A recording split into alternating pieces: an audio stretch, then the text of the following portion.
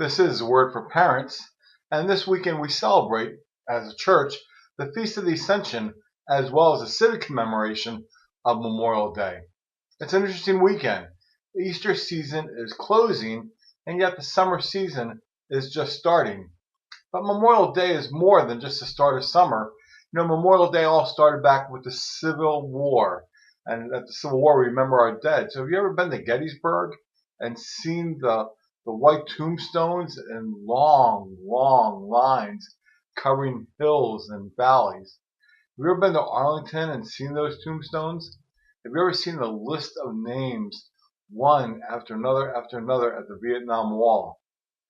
It's amazing. There's a great sacrifice for our freedoms, for our liberty that have happened over the years. And on Memorial Day, we remember that. Memorial Day is an opportunity to take a look at those names, take a look at those tombstones.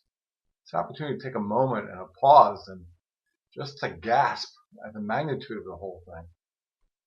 In the first reading this weekend, we see that our risen Jesus, risen at Easter, rises again. He ascends towards heaven. And the disciples are there. Unlike the disciples discovering on Easter morning, the disciples are right there as Jesus ascends into heaven, and they can't take their eyes off the sky. After a moment, however, they're still caught in the gasp. Men of Galilee, an angel appears to them and says, "Men of Galilee, why are you still standing there looking at the sky?" Now, this kind of reminds me of a favorite scene in an old movie, Ferris Bueller's Day Off. At the very, very end of the movie, Ferris Bueller's Day Off, at the end of the credits, all of a sudden, the character Ferris Bueller comes out and he talks right to the audience. And he goes, "Are you still here? It's over. Go home." Men of Galilee, why are you still standing there looking at the sky? It's not the same thing as Ferris Bueller. You still looking at the skies? Well, that's done. But there's more to do. That's pretty much what's going on here. Why are you still standing there looking at the skies? As parents, we are always called to help our young people walk between a memory and what's next. If it's a bad memory, we remind them that it gets better and life can go on. And if it's a good memory, we remind them that it still gets better and life doesn't stop just on that single highlight. In Alice in Wonderland, the White Queen exclaims, "It's a poor sort of memory that only works backwards." Are you still looking at the skies? That's done. There's more to do. Believe it or not, it still gets better. And that brings us to this weekend's gospel. In the disciples' memory, they should have held on to the challenge that Jesus offered them to go and make disciples of all the nations.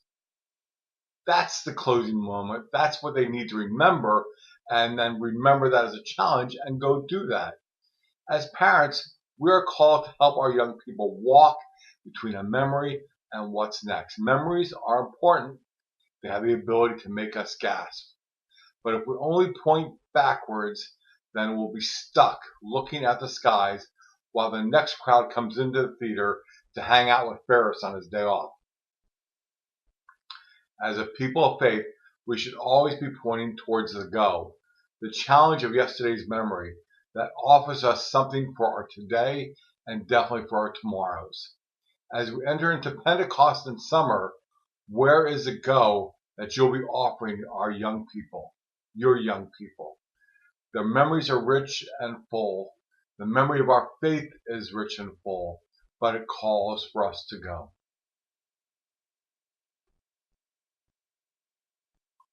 And here comes our dad joke of the week. What did the buffalo say to the little boy when he dropped him off at school? "Bye, son."